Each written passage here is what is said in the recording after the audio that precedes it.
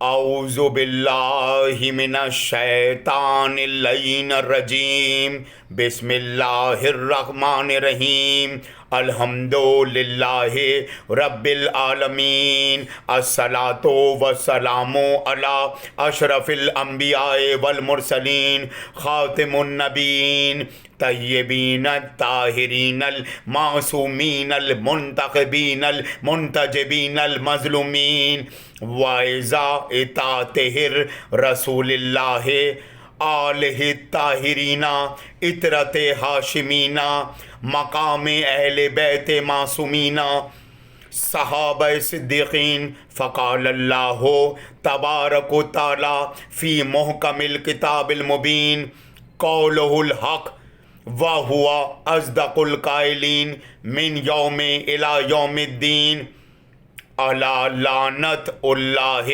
علی القوم الظالمین، منکرین، فاسقین، غاضبین، منافقین، اعدائہم اجمعین من الالان، انما یرید اللہ لیذہب عنکم الرجس اہل البیت ویطہرکم تطہیرا، اللہم صلی علی محمد وآل محمد، اللہم صلی علی محمد وآل محمد، اللہم صلی علی محمد وآل محمد۔ اس کائنات کا، اس عالم کا، عالم انسانیت کا، اسلام کا، مومنین و مومنات کا، مسلمین و مسلمات کا سب سے بڑا اہل سنت، سب سے بڑی سنی ہستی، سب سے بڑی اہل سنت شخصیت وہ کون ہے؟ سنتوں پر چلنے والی اور سنتوں کو حقیقی پہرائے میں قائم و دائم کرنے والی، اہل سنت کے لفظ، منہج اور حقیقی سنتوں کا اطلاق کرنے والی۔ اور سنت کا تعلق یاد رکھے ہر انسان، وہ تو ہوتا ہی معصومین طاہرین سے، اللہ کے ہادیوں سے، ہدایت والوں سے اور حجتوں سے، نہ غاضبانہ تسلط خلافتیں رکھنے والوں سے، نہ ملوکیت بادشاہت والوں سے، نہ زمینوں پر قبضہ کر کے سلاطین بننے والوں سے۔ تو سنت سنت سنت میراث ہے انبیاء اور انبیاء کے بعد مرسلین علیہ السلام کی۔ سمجھ میں آئی؟ جو ہدایت سے تعلق رکھتے ہیں، جو اللہ کی طرف سے منتخب کردہ ہوتے ہیں، نہ کہ کسی شورا، نہ کسی اجماع، نہ کسی امتی، نہ کسی مفتی، نہ کسی اور۔ سمجھ میں آئی؟ سنت کا تعلق کہاں سے؟ انبیاء اور انبیاء کے بعد مرسلین۔ اور تمام فقہا متفق ہے کہ مرسلین میں کون ہستیاں آتی ہیں؟ ائمہ اہل بیت علیہ الصلوۃ والسلام، اور حقیقی منہج کے لحاظ سے آل محمد، اطرت آل اہل بیت اور اولیاء صوفیاء کرام کہ علی کی ولایت کی خیرات بٹی تو ہر شخص مہر ضبط کی وجہ سے علی بنا۔ سمجھدار کے لیے اشارہ کافی ہے۔ تو ظاہر ہے سنت تو وہی اطلاق کروائے گا۔ سنت کیا ہے؟ سنت پر عمل داری کیسے قائم ہوگی؟ اور سنت کسے کہتے ہیں؟ تو وہ کون کروائے گا؟ انبیاء اور انبیاء کے بعد مرسلین۔ ہر راہ چلتا نہیں، ہر غیر معصوم اور طاہر نہیں۔ صحابہ بھی سنت کو بیان کر سکتے ہیں، پر صحابہ بھی معصوم اور طاہر نہیں ہوتے۔ اس پر تمام فقہا متفق ہے، بریلوی، دیوبندی، حنبلی، شوافی، اہل حدیث، جماعت المسلمین، ذہابیہ، دروسیہ، پرویزیت، معتزلہ، زکریہ، شاملی، کرد عباسی، تمام فقہا متفق ہیں اس پر۔ شوافی، تمام فقہا اس پر متفق ہے۔ آغا خانی، بوریس، تمام فقہا متفق ہے۔ اہل تصوف، صوفی سنی، مالکی سنی، تمام فقہا اس پر متفق ہیں۔ اب آئیے کہ اصل میں کون وہ ہستی ہے جو کائنات کی سب سے بڑی سنی ہے، سنتوں پر چلنے والی ہے، انبیاء کی سنت کو تحفظ دینے والی ہے، اور رسول کی حقیقی سنت کو بغیر زیر زبر کے، بغیر تبدیل کیے، بغیر منقطع کیے بیان کرنے والی ہے۔ اس شخصیت کا نام ہے علی ابن ابی طالب علیہ الصلوۃ والسلام۔ कौन अली? उम्मत के इमाम, आलम इंसानियत के इमाम, कायनात के इमाम। अल्लाह का हादी कौन होता है? मैंने क्या कहा? जिनों इंस पर भी जिसकी दस्तरत हो। सिर्फ इस दुनिया पर नहीं, ज़मीनी ख़त्ते पे, हर सैयारे, हर कायनात पे उसकी दस्तरस हो। जभी तो हज़रत अली को मौलाए कायनात भी कहते हैं। और अम्बिया और मुरसलीन हमेशा से हज़रत अली आइम्मा मासूमीन ताहिरीन, इमाम कायनात भी, अल्लाह के वली भी, अल्लाह के वली भी, हुज्जत तमाम भी, नाइब रसूल भी, शेर खुदा भी, शहनशाह औलिया भी, मौलूद काबा भी, बू तुराब भी, वालही वसल्लम भी, औलाद रसूल में से भी शामिल, मज़हरुल अजाइब भी। कहाँ तक मैं नाम लूँ अली इब्न अबी तालिब का? आज ज़रा मैं बताता हूँ कि हज़रत अली ने कैसे रसूल अल्लाह की सुन्नतों को ज़िंदा व जावेदा रखा, जिला बख्शी, और रसूल अल्लाह की सुन्नतों को दफन ना होने दिया। सबसे पहले मैं बात करता हूँ मुता की। मुता वो सुन्नत रसूल अल्लाह की जो ज़ाहिर है जब जिन औरतों की कोई किफ़ालत नहीं होती थी और उन्हें एक सरपरस्ती के लिए अमान चाहिए होता था, और बिलखुसूस जब जंगों में कुफ़ार से और यहूदी व नसारा से हारने के बाद कुफ़ार और यहूदी व नसारा के जो ख़वातीन तहवील में आती थीं, तो उनकी किफ़ालत, उनकी हिफाजत, उनकी निगरानी के लिए भी कोई ना कोई कफ़ो चाहिए होता था। और यही वजह थी कि फिर निकाह मुता की ज़रूरत भी पड़ी और रसूल अल्लाह ने इसे कायम भी करवाया और ये सुन्नत भी हुई। और इसी सुन्नत को हज़रत अली ने हमेशा आखिरी हयात तक जारी व सारी कराया। इस सुन्नत पर ना पाबंदी लगवाई, ना इस सुन्नत को दम तोड़ने दिया, ना इस सुन्नत को दफन होने दिया। ज़ाहिर है निकाह मुता एक बहुत बड़ा कंडीशनली पहलू, निकाह मुता का बहुत बड़ा कंडीशनली पहलू, आम हालत में वो किया भी नहीं जाता, उसकी बड़ी शराइत हैं। इसकी तफसील में मैं बाद में जाऊँगा। तो रसूल अल्लाह की वो सुन्नत मुता जिसे हज़रत अली ने निकाह मुता, जिसे निकाह मुता कहते हैं, हज़रत अली ने ज़िंदा रखा। हज़रत अली ने रोका नहीं कहीं भी, हज़रत अली ने ज़िंदा व जावेदा रखा। वो सुन्नत है। बुखारी शरीफ अहले सुन्नत का हवाला दे रहा हूँ। वैसे तो मासूमीन ताहिरीन अलैहिस्सलाम की हदीसें ही काफ़ी हैं। 12 इमामों, 14 मासूमीन, पंजतन पाक, शोहदाए करबला से हदीसों रिवायतों के हवाले काफ़ी हैं। लेकिन ज़ाहिर है कि आलम इस्लाम में रावियों पे चलने का बड़ा रिवाज है। असल रसूल की इतरत, औलाद रसूल, आल घराने वालों पे चलने का रिवाज नहीं है, बल्कि फ़लाने रावी ने कहा, फ़लाने तबा ताबईन ने कहा।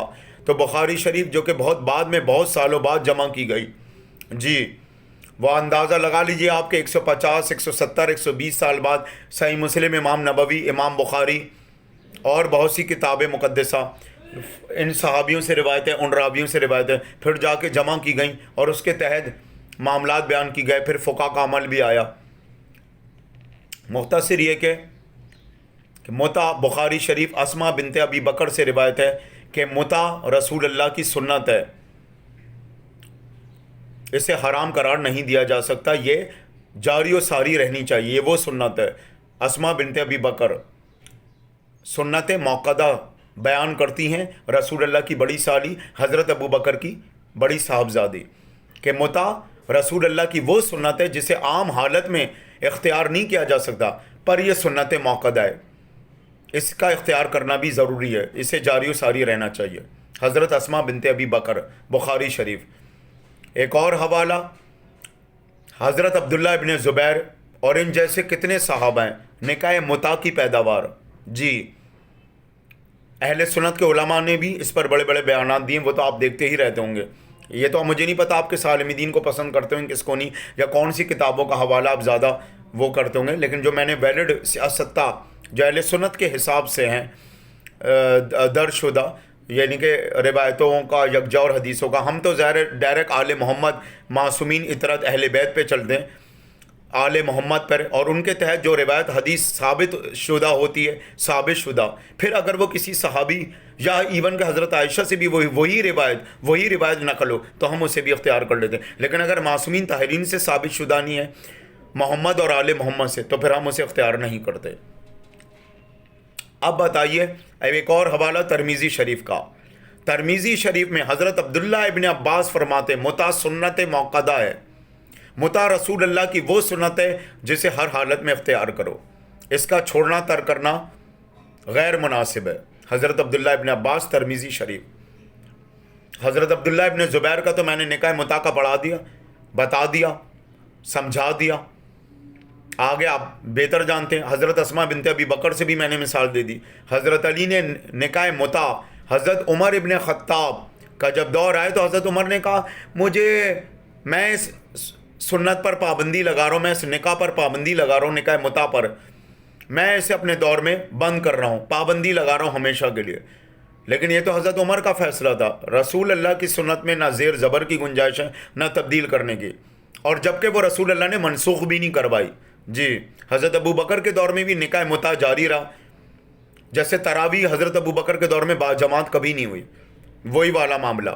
اور بھی معاملات ہیں، طلاق تو زبانی بھی نہیں ہوتی تھی حضرت ابو بکر کے دور میں، یہ بھی صرف 2-3 فقہاء تک رائج ہے۔ اور ایون کے ہاتھ کھول کر نماز حضرت ابو بکر سے کے متعلق روایتیں، پھر قبرستان عورتوں کا جانا اور اپنے معاملات لے کر، سوال لے کر مسجد نبوی میں بھی آنا، چھوڑ دیجئے یہ بات بہت لمبی ہو جائے گی۔ تو پتہ چلا حضرت عمر نے جب اس نکاح متع کو حرام قرار دیا اور بند کروائے یہ کہہ کر کہ مجھے فحاشی پھیلنے کا خطرہ ہے۔ بھائی فحاشی تو ہر دور میں ہو سکتی ہے، فحاشی آج کے دور میں کیا کم ہو رہی ہے؟ تو فحاشی پھیلنے کا خطرے کے پیش نظر پھر اولاد رسول، ائمہ معصومین، اہل بیت، اطرت آل اور بڑے بڑے صحابہ نے کیوں نہیں پابندی لگائی؟ ایون کہ پہلے خلیفہ کے دور میں جاری و ساری رہی۔ تو ایون کہ تراویح بھی حضرت عمر کے 3 سال تک کے دور میں تو تراویح بھی باجماعت نہیں تھی، خود حضرت عمر نے کبھی بھی امامت نہیں کروائی اور خود گھر جا کے تراویح کی نماز پڑھی علیحدہ حالت میں۔ ابھی اس پر میں بعد میں آتا ہوں۔ متع سمجھ میں آئی کہ رسول اللہ کی سنت کو حضرت علی نے کیسے زندہ کیا، کیسے جلا بخشی۔ بھلے خلفاء اور صحابہ والے خلفاء یا شیخین نے اسے حرام قرار دے دیا، رسول اللہ کی حلال اور جائز سنتوں کو حرام قرار دے دیا اپنے دور میں، چاہے وہ پہلے خلیفہ کے دور میں نہ ہوئی ہو، دوسرے خلیفہ کے دور میں ہوئی ہو۔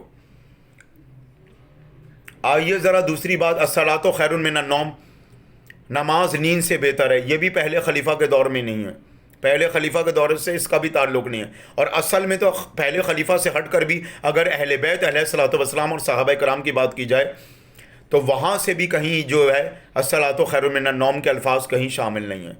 اس پر میں بعد میں آؤں گا، میں وہ ویڈیو ڈالوں گا۔ میں سمجھ گیا آپ کی پریشانی، آپ بھی سمجھ گئے میرے اشارے کو کہ علی ولی اللہ اور وصی رسول اللہ و خلیفۃ بلا فضل، وہ میں بعد میں پھر ڈالتا ہوں، ایک الگ ویڈیو بنانا پڑے گا اس کے لیے۔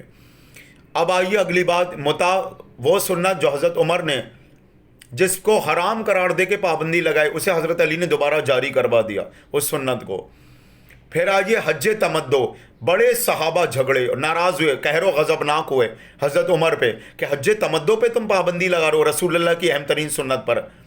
حضرت عبداللہ ابن عباس، مسند احمد، اہل سنت کی کتاب سے روایت، جا کے پڑھ لیجئے، میں نے تو کئی بار پڑھی ہوئی ہیں لیکن آپ بھی جا کے پڑھ لیجئے۔ ویسے تو میرے پاس اور بھی بہت سی کتابیں، علماء کی بھی، خطبہ کی بھی، فقہاء کی بھی، لیکن ظاہر ہے میرے پاس جو موجود نہیں ہوتی تو میں آپ سے پھر حوالہ دے رہا ہوں، پڑھ لیں جا کے۔ مسند احمد، حضرت عبداللہ ابن عباس فرماتے تم حج تمتع کو حرام قرار دیتے ہو عمر ابن خطاب کے کہنے کی وجہ سے، میں تمہیں رسول اللہ کی حدیثیں سناتا ہوں اور تم مجھے ابو بکر اور عمر کے فتوے سناتے ہو۔ یعنی کہ یہاں ان کے کہنے کا مطلب یہ تھا، گو کہ حضرت ابو بکر نے بھی حج تمتع پہ پابندی نہیں لگائی، یہاں ان کے کہنے کا مطلب کہ عمر تو عمر، اگر عمر کے بجائے ابو بکر نے بھی یہ فتویٰ دیا ہوتا، کہنے کا یہ مطلب تھا حضرت عبداللہ ابن عباس کے، جو علماء نے بھی نقل فرمایا جی، کہ حضرت عبداللہ ابن عباس، مسند احمد کی روایت کہ میں تمہیں رسول اللہ کی حدیثیں سناتا ہوں اور تم مجھے عمر اور ابو بکر کے فتوے سناتے ہو، ان قریب نہیں کہ آسمان سے پتھر برس پڑیں تمہارے اوپر کہ میں تمہیں رسول اللہ کی حدیثیں سناتا ہوں اور تم مجھے عمر اور ابو بکر کے فتوے سناتے ہو۔ حضرت عبداللہ ابن عباس رضی اللہ تعالیٰ عنہ، تو حج تمتع کے متعلق حضرت عبداللہ ابن عباس کہتے ہیں عمر ابن خطاب نے اگر اسے پابندی لگا دی، اسے غلط قرار دے دیا، تو یہ رسول اللہ کی سنت ہے حج تمتع، اسے ہر حالت میں کرو۔ اور پتہ چلا حضرت علی ابن ابی طالب علیہ السلام نے حضرت عبداللہ ابن عباس کے کہنے سے بھی پہلے، ابھی جبکہ ان کو چوتھی خلافت بھی نہیں ملی جی مسلمانوں کی طرف سے، ایک ہے خلیفۃ و بلا فضل والا معاملہ جانشین وارث، وہ تو اس میں بعد میں آتا ہوں، ایک ہے مسلمانوں کی طرف سے ریاست مدینہ یثرب جسے پہلے کہتے تھے خلافت کا عہدہ ملنا، وہ ایک الگ معاملہ ہے۔ پتہ چلا حج تمدو کو حضرت عبداللہ ابن عباس سے بھی پہلے حضرت علی نے کہا کہ حج تمدو پہ پابندی بالکل غلط ہے، اور یہاں تک کہ صحابہ نے بھی اس کا بائیکاٹ کیا۔ حج تمدو وہ سنت موقدہ جسے ہر حالت میں اختیار کیا جائے۔ متع میں نے بتا دیا، حج تمدو بھی میں نے بتا دیا۔ اب آئیے حضرت علی کے ہی دور میں ایک اور معاملہ نکلا، رونا بدعت اور شرک ہے، غم منانا بدعت اور شرک ہے۔ اور یہاں صرف میں دور خلافت کی بات نہیں کر رہا، حضرت علی کے تو دور خلافت جو یہ تو مسلمانوں کی طرف سے عہدہ ملا، بحیثیت امام، بحیثیت ولی، بحیثیت مولا، بحیثیت شیر خدا، بحیثیت شہنشاہ اولیاء، بحیثیت مرسلین، بحیثیت مولود کعبہ۔ یہاں میں حضرت علی کو تو اس حیثیت سے بھی ڈیفائن کر رہا ہوں نا۔ تو کتنا بڑا اہل سنت آپ نے دیکھا، کتنا بڑا کائنات کا سنی آپ نے دیکھا کہ جن سنتوں کو خلافہ نے اپنے دور میں، خلافہ میں سے میں تینوں خلافہ کی بات نہیں کر رہا، جن خلافہ نے حرام قرار دیا رسول اللہ کی سنت کو، حضرت علی نے اس کا دوبارہ کھولنے کا اور کرنے کا حکم دے دیا۔ حضرت علی کا ہی دور لوگ آئے کہ عبداللہ ابن عمر کہتے ہیں کہ رونا تو بدعت اور شرک ہے، غم منانا تو بدعت اور شرک ہے۔ حضرت علی نے کہا کہ آپ بھول گئے اس وقت کو کہ عام الحزن، غم کا سال رسول اللہ نے منایا جب حضرت ختیجہ اور حضرت ابو طالب کی جدائی ہوئی اور ہمیشہ کے لیے وہ رسول کریم سے جدا ہو گئے۔ تو عام الحزن، غم کا سال، صحابہ بھی روایت کرتے ہیں، اور رسول اللہ روتے رہتے تھے، گریہ وزاری کرتے تھے اور نوحہ کنا ہوتے تھے۔ یہ نوحے کا لفظ کہاں سے آیا ہے؟ نوحہ حضرت نوح سے نکلا ہے، حضرت نوح علیہ السلام سے یہ لفظ نکلا ہے نوحہ۔ اے نوح، قرآن میں اللہ نے مخاطب کر کے کہا تیرا نام عبد الستار تھا، عبد الجبار تھا، تیرا نام عبد الستار تھا، عبد الجبار تھا۔ تمہارا نوحہ کنا کرنا، اپنی درد، اپنی تکلیف، اپنے ایذا، اپنی پریشانیوں کو دیکھ کر ہمیں اتنا پسند آیا کہ اے نوح، آج سے تمہارا نام نوحہ کنا کرنے والا، نوحہ پڑھنے والا ہم نے رکھ دیا۔ پروردگار عالم نے مخاطب کر کے حضرت نوح کو کہا، اور تب سے حضرت نوح کا نام عبد الجبار اور عبد الستار سے تبدیل ہو کے ہو گیا نوحہ پڑھنے والا، نوحہ کنا ہونے والا، نوحہ کنا کرنے والا اور نوحہ پڑھنے والا ایک ہی بات ہے۔ پتہ چلا آپ کو؟ تو حضرت علی نے کہا نہ غم منانا بدعت اور شرک ہے، یہ رسول اللہ کی وہ سنت ہے جو انبیاء سے بھی ثابت اور مرسلین علیہ السلام سے بھی ثابت ہے۔ حضرت علی نے کہا میں اللہ کی ہدایت اور حجت بھی کہتا ہوں کہ غم منانا نہ بدعت اور شرک ہے، نہ ہی رونا۔ بچے کی پیدائش فطرت پیدائش، تخلیق، جبلت رونے پر ہوئی ہے۔ بچہ جب دنیا میں آتا ہے سب سے پہلے روتا ہے، وہ ہنستا اور کہہ نہیں لگاتا۔ اور انبیاء کے جب پیارے بچھڑ گئے یا گزر گئے، ان سے جدا کر دی گئے، تو انبیاء روئے۔ حضرت یعقوب نے کتنی گریہ وزاری کی، سر کو بھی پیٹا، ماتم داری کی، سر کو بھی پیٹا، اور گریبان چاک کرتے ہوئے اپنی اولاد کو تلاش کرنے نکل گئے، جب باقی بیٹوں نے کنویں میں ڈال دیا ان کے جانشین وارث کو۔ تو پھر حضرت عبداللہ ابن عباس نے جب غم منانا، رونا، پرسہ داری کرنا، تعزیت کرنا، اسے بدعت اور شرک قرار دیا، حضرت علی نے کہا یہ رسول اللہ کی وہ سنت ہے جسے کبھی بدعت اور شرک نہیں قرار دیا جا سکتا، یہ بدعت حسنہ نہیں ہے، یہ سنت موقدہ ہے۔ اپنے پیاروں کا غم بھی مناؤ، پرسہ داری بھی کرو لوگوں کے پاس جا کے، اور رو بھی۔ انبیاء اور مرسلین کی سنت ہے، مرسلین اور انبیاء اور مرسلین کی سنت ہے رونا، جی مذاق نہیں ہے گریہ وزاری کرنا۔ یہ حضرت عبداللہ ابن عمر ہی نے یہ معاملات نکالے تھے جب وہ خالد بن ولید کے مرنے کی خبر سنی، اور خاص طور پہ حضرت عمر نے بھی یہ معاملہ نکالا کہ رونا تو شرک اور بدعت ہے، غم منانا۔ لیکن حضرت عائشہ سے بھی روایتیں، حضرت عائشہ اپنے بھائیوں کے مرنے پہ غم بھی منایا، سوگ بھی منایا، حضرت عائشہ نے 1 ہفتے تک چولہا بھی نہیں جلایا، اور حضرت عائشہ ہزاروں قطار روئی بھی، اور 2 ہتھڑ بھی پیٹے حضرت عائشہ نے۔ جب امیر شام معاویہ نے محمد بن ابی بکر کو قتل کیا، اپنے حواریوں کے ذریعے قتل کروایا حکم نافذ کر کے، اور گدھے کی کھال میں محمد بن ابی بکر کو شاگرد علی صحابہ علی ہونے کی وجہ سے سی دیا گیا۔ یہ الگ بات ہے، حضرت عائشہ حضرت ابو بکر تو حضرت فاطمہ کے بھی باغ فدق میں اور حضرت علی کے ولایت اور امامت کے معاملات میں بھی مخالفت میں رہے ہیں، لیکن حضرت ابو بکر کا بیٹا محمد بن ابی بکر حضرت علی کے صحابی، حضرت علی کے وفاداران، حضرت علی کے اہم ترین صحابہ میں سے تھا۔ وہ حضرت علی کو ہی رسول اللہ کا جانشین اور وارث، حضرت علی کو ہی حق بجانب اور ہدایت کا مرکز کہتا تھا، اور انہی کے خاطر منصب اور عہدہ لیا اور جنگ لڑنے گیا حضرت محمد بن ابی بکر رضی اللہ تعالیٰ عنہ۔ تو حضرت عائشہ نے بھی غم منایا، حضرت عائشہ بھی روئیں۔ عبدالرحمن ابن ابی بکر کے پیچھے ہاتھ دھو کے جب مروان پڑا، مروان ابن حکم حجاز کا گورنر، اس زمانے میں یہ سعودی عرب نہیں کہلاتا تھا جی، یہ آل سعود نام تو بعد میں پڑا، سمجھدار کے لیے اشارہ کافی، وہی مٹی پلید آل سعود جو نیون شہر بنا رہے یہودیوں کا جی، ننگے ننگے ناچ گانے کر رہے ہیں۔ تو پتہ چلا رونا اور غم منانا۔ حضرت علی نے اس سنت کو دوبارہ زندہ کیا جو خلفاء و شیخین کے دور میں، شیخین اور خلفاء کے دور میں یہ سنت دم توڑ رہی تھی رسول اللہ کی جی۔ اب آئیے اگلی سنت جی، قبروں پہ خواتین کی حاضری دینا۔ رسول اللہ کے دور میں حضرت فاطمہ الزہرا رسول اللہ کی موجودگی میں حضرت امیر حمزہ کی قبر پہ لحد پہ جاتی تھی جی، اور رسول اللہ نے کہا فاطمہ تم کثرت سے جایا کرو اور وہاں پہ میرے پیارے کے لیے دعائے خیر کیا کرو جو اب دنیا میں نہیں رہے، چچا امیر حمزہ، اور اہل قبور والوں پر بھی زیارت پڑھ لیا کرو، جتنے بھی مرحومین اس دنیا سے گزر گئے۔ ظاہر داخل اسلام والوں کے لیے جملہ تھا۔ پتہ چلا ایون کہ حضرت ابو بکر کے دور میں، حضرت ابو بکر جب رحلت فرما گئے اس دنیا سے، تو حضرت عائشہ اپنے باپ کی قبر پہ جاتی تھی۔ حضرت زینب واقع کربلا، سائنہ کربلا ہونے پر اپنے نانا رسول اللہ آقا علیہ الصلوۃ والسلام کے روضے پر آئیں، ثانیہ زہرا سلام اللہ علیہ، اور آقا زادی نے گریہ وزاری کی، کربلا کے مصائب، قافلے پر جو مشکل پڑی اور غم کا پہاڑ ٹوٹا، خیمے جلائے گئے، قتل و غارت گری کا بازار گرم کیا گیا، اور شہداء کے لاشیں اور تدفین، سارے معاملات بیان کی۔ قبر پر اکثر آتی تھی اپنے نانا آقا علیہ الصلوۃ والسلام، رسول کریم نبی اعظم علیہ الصلوۃ والسلام کے۔ تو اس سنت کو بھی حضرت علی نے دوبارہ زندہ کیا جو خلفاء کے دور میں، بعد والے دور میں، حضرت عمر اور حضرت عثمان کے دور میں۔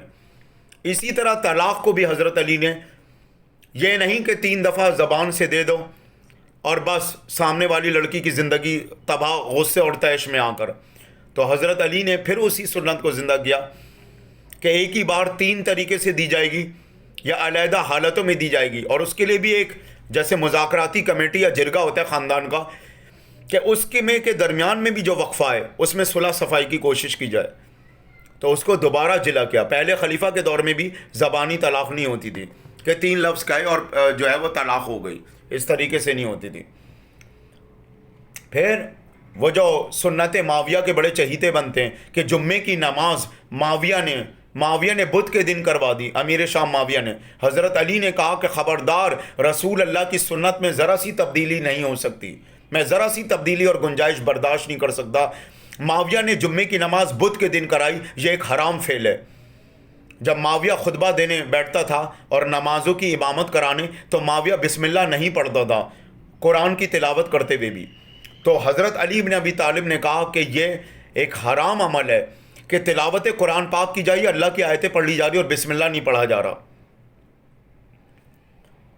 اور اسی طرح معذرت خواہ ہوں کہ جو غائبانہ نماز جنازہ، یہ بھی خلفائی کی سنت ہے، یہ نبیوں اور انبیاء کی سنت نہیں ہے، نہ رسول اللہ کی۔ نہ رسول اللہ نے کسی کی غائبانہ نماز جنازہ آج تک پڑھی، نہ کسی نبی نے کسی دوسرے نبی کی، یعنی کہ اپنے بعد والے نبی کی اولاد، یعنی کہ ایک نبی کی اولاد اس نبی کی جانشین وارث ہوئی نا اگلے نبوت کے اعلان کے لیے۔ تمام نبیوں کی اولادیں جانشین وارث نہیں ہوئی نبوت کے اعلان کے لیے، ورنہ تو حضرت نوح کا بیٹا کنعان بھی تھا۔ تو پتہ چلا کہ جب وہ وقت رہتے تدفین کے مراحل میں شریک نہیں ہوئے خلفاء، اور وہ جو سقیفہ میں صحابہ کا جھگڑا ہو رہا تھا وزارت اور خلافت کو لینے کے لیے، اوج اور خزرج انصار صحابیوں میں بھی، اور سعد بن عبادہ کو پہلا خلیفہ بنایا جا رہا تھا، اور پھر یہاں سے مہاجر صحابہ بھی چلے گئے، پھر وہ جھگڑا اور بڑھا کہ ہم مہاجر خلافت لیں گے، نہیں تم وزارت لوگے، نہیں تم وزارت لوگے، نہیں ہم خلافت لیں گے، اور پھوٹ پڑ گئی۔ حضرت عثمان بھی بڑے خلاف تھے حضرت ابوبکر کے پہلے خلیفہ بننے پر، حضرت سعد بن عبادہ تو پہلے خلیفہ ہی بن رہے تھے۔ وہ پھر میں علیحدہ سے خلافت کی بھی ویڈیو ڈالتا ہوں کہ جو امت سے بڑی باتیں چھپائی جاتی نا خلافت کو لے کر بھی۔ تو پھر جب غائبانہ نماز اصل وقت میں تدفین کے وقت نہیں آئے، اہل بیت نے غسل دے دیا، اہل بیت نے کفن دے دیا، اہل بیت نے لحد میں اتار دیا، جب پوری تدفین ہو گئی اس کے بعد خلفاء جب لوٹ کر واپس آئے تو علی ظاہر دفنا چکے حضرت علی، بہت ہی خاص مخلص صحابہ کے موجودگی میں اور صحابہ کے ساتھ۔ اب نتیجہ کہ ہم تو موجود ہی نہیں تھے، ہم تو دوسرے معاملات نپٹانے گئے تھے، حالانکہ وہ معاملات زیادہ اہم تھے یا حضرت فاطمہ سے باقاعدہ آ کر تعزیت کرنا اور تدفین اور نماز جنازہ میں شریک ہونا۔ بہرحال خیر، وہ معاملات کو یہودی عیسائی جنگ کرنے تو یا جنگ مسلط کرنے تو نہیں آ رہے تھے سرحد پہ اسلام کی، تو اگر پہلے خلیفہ سعد بن عبادہ بن بھی رہتے تو بننے دیتے ریاست کا پہلا حاکم وقت، تو وہ فیصلہ زیادہ اہم تھا یا رسول اللہ کے پیاروں کے غم میں شریک ہونا ان کے تدفین میں اور نماز جنازہ میں؟ تو آپ کے سامنے یہ بعد میں خلفاء نے ایک نئی بدعت کا آغاز کیا، غائبانہ نماز جنازہ، جو کہ نہ صحابہ نے کسی اور صحابہ نے اختیار کی، اور بالخصوص انبیاء کرام، اور انبیاء کرام کے بعد اہل بیت آل محمد اولاد رسول معصومین طاہرین علیہ السلام، اور نہ صحابہ کی، یہ خلفاء کی رہی۔ حضرت علی نے اپنے دور میں غائبانہ نماز جنازہ کو منسوخ کروا دیا، پابندی لگوا دی کہ یہ رسول اللہ کی سنت نہیں ہے۔ ذرا سی میں سنت میں کوئی تبدیلی، کوئی فرق نہیں دیکھ سکتا، اور اصل حقیقی سنتوں کو کبھی بھی نہ حرام قرار دیا جائے گا، نہ منقطع کیا جائے گا، نہ اس پر پابندی لگائے گی۔ یہ ہے کائنات کا، عالم کا حقیقی سنی، حقیقی اہل سنت، حضرت علی بن ابی طالب علیہ السلام۔ پتہ چلا آپ کو؟ جی، حضرت علی کی ذات۔ حضرت علی کو جب خلافت ملی تو آپ نے کہا مسلمانوں زیادہ خوش مت ہو، یہ تو تمہارا دیا ہوا عہدہ ہے، مجھے ماننا چاہتے ہو تو من جانب اللہ من جانب اللہ مانو۔ من جانب اللہ سے مراد اللہ کی طرف سے جو مجھے ہدایت اور حجت کے لحاظ سے مقام و منصب ملا ہے، جیسے کہ امام، جیسے کہ ولی، جیسے کہ مولا۔ مسلمانوں یہ خلافت کا عہدہ تمہارا دیا ہوا ہے، تمہارا خلافت کا دیا ہوا یہ عہدہ میرے پاؤں کی چھوٹی انگلی کے برابر ہے، اس کی اوقات اور حیثیت میری نگاہ میں اتنی ہے، مجھے ماننا ہے تو اپنے دیے ہوئے خلافت کے عہدے کے تحت مت مانو، من جانب اللہ مانو، جو اللہ نے میرا مقام اور مرتبہ مقرر کیا ہے اس تحت مجھے مانو، اس تحت میری اطاعت اور اتباع اور بیعت کرو۔ تو کہا گیا کہ یا علی، ہماری شرائط یہ ہیں کہ سیرت شیخین پڑھی جائے، 3 خلفاء کی سیرت شیخین خطبے میں عام پڑھیں، ہر خطبے میں عام نماز جمعہ کے سیرت شیخین کا آغاز کریں 3 خلفاء کی۔ حضرت علی نے کہا یہ رسول اللہ کی سنت نہیں ہے، میں اسے جاری و ساری ہرگز نہیں کروں گا۔ پتہ چلا امتیوں کو کہ نبی اللہ کا ہادی ہوتا ہے، ہدایت والا، اور نبی کے بعد حضرت علی اور حضرت علی کی آل ہدایت اور حجت کی مرکز ہے، مولائے کائنات امام مبین اللہ کے ولی۔ جی، تو سنتیں بتانے والے، سنتیں اختیار کروانے والے یہ ہستیاں ہیں، جی، نہ کہ کوئی اور، معذرت، نہ کہ کوئی اور، کوئی ظالم، کوئی جابر حکمران، کوئی فاسق، کوئی منافق۔